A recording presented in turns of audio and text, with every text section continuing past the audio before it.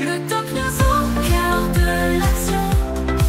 Suivre les vents, cap sur l'horizon. Entre ciel, mer et flammes, toujours prêts. Les infos vite et l'histoire renaît. Des innovations qui défient la gravité. Des héros silencieux, des vies à sauver. Entre turbulences et ciel apaisé. Salut à toutes et à toutes, c'est le Doc News pour de la news. On est parti sur de la news sur l'aviation. Et oui, je viens de tomber sur une news qui date de quelques jours. Actuellement, le gouvernement Bayrou envisage de nouvelles taxes aériennes dans son projet de loi finance 2026. Déjà que l'aviation était un peu, on va dire, voilà quoi. J'ai une image qui va bien expliquer de comment l'aviation se comporte en ce moment. Ouais, j'ai fait un petit peu une rétrospective de qu'est-ce qui s'est passé dans ce truc-là. Après, j'irai direction le prix des billets d'avion aussi, compris tarif.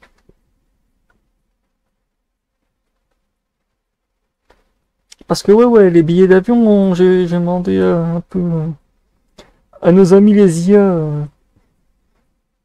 de faire une rétrospective de tous les taxes qu'il y a actuellement dans le trafic aérien. Ben, ah, qu'il m'a détaillé, détaillé la liste.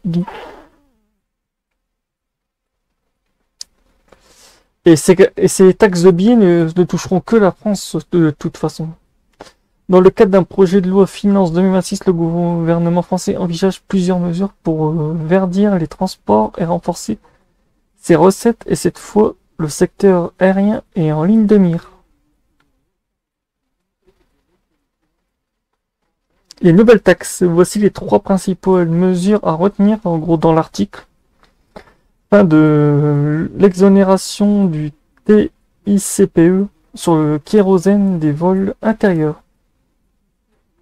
Jusqu'ici, ce carburant était exempté de taxes. Désormais, il sera taxé comme carburant en routine. Objectif générer 600 millions de dollars par an.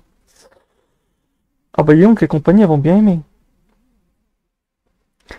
Doublement de la TVA sur les vols domestiques. Elle passera de 10 à 20%, ce qui pourrait impacter directement le prix des billets. Ah ouais, quand même. Ça fait un peu beaucoup, là. En jeu, 70 millions d'euros de recettes supplémentaires. En gros, vous avez déjà les 600 millions d'euros par an. Vous rajoutez les 1,70 millions en plus dans la cagnotte. Et en plus, une nouvelle taxe en Île-de-France, 1 euro par passager pour financer la modernisation du réseau de transport francilien. Cela rapporterait 88, presque 90 millions d'euros. En gros, si vous faites tout le calcul de le DIASA, vous aurez...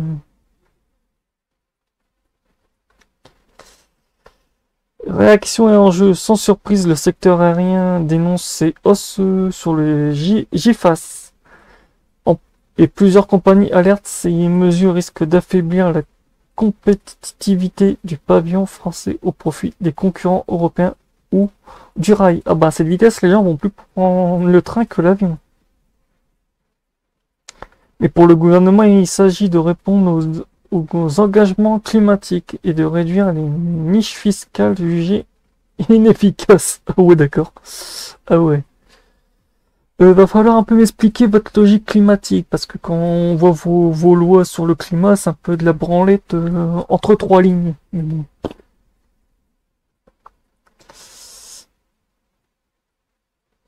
Et maintenant, oui, le texte doit être débattu au Parlement à l'automne. Les ajustements sont possibles, mais le signal est clair, les vols courts et domestiques seront de moins en moins avantageux à l'avenir. En gros, en conclusion de l'article, qu'est-ce qu'il faut? Il faut s'attendre à une envolée des prix dans les airs. Donc voilà, après, qu'en pensez-vous? Laissez votre avis dans les commentaires. Mais là, on va aller direction le prix des billets. Donc voilà, j'ai fini de faire l'article.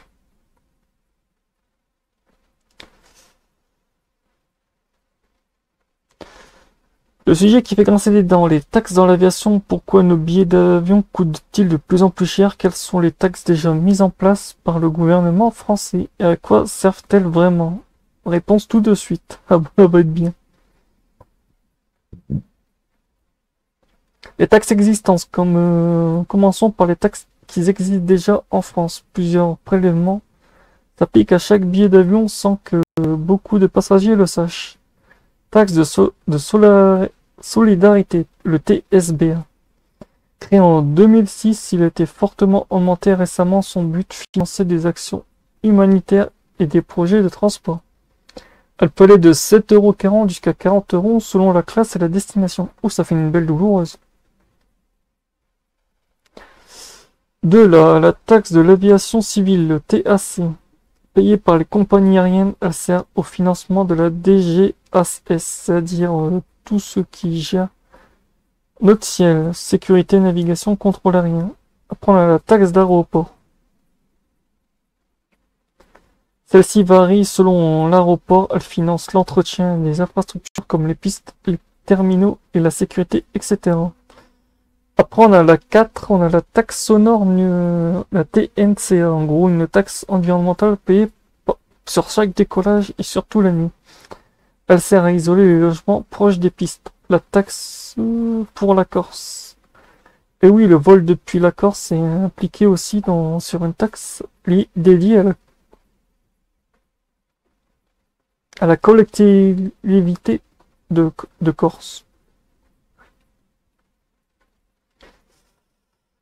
Ce que le gouvernement veut encore ajouter, mais ce n'est pas tout. Le gouvernement prévoit encore une prélèvement dans son projet de loi de finances. En gros, qu'est-ce que j'ai parlé actuellement si on rajoute ça en plus? Nouvelle mesure envisagée, 1 € par passager au départ de l'Île-de-France. Passage de la TVA de 10 à 20% sur les vols intérieurs. Taxe de kérosène sur les vols domestiques à l'étude. Objectif annoncé, financer la transition escrologique, mais pour les compagnies, c'est un choc fiscal et pour les passagers, un billet qui grimpe. Et oui, les compagnies commencent un peu à se dire, je crois qu'on va avoir des concurrents qui vont nous prendre nos places. Je sens que Air France va être un peu dans la pommade. Pourquoi tant de taxes? Le gouvernement justifie ces taxes par deux choses. Financement, les infrastructures et transports. Réduire l'empreinte carbone sur les secteurs aériens. Ah ouais, dis donc, l'empreinte carbone en taxant sur les billets, c'est pas une empreinte carbone. Mais en face, les compagnies dénoncent une distorsion de la concurrence face aux trains ou aux vols long courriers qui, eux, échappent souvent à ces taxes.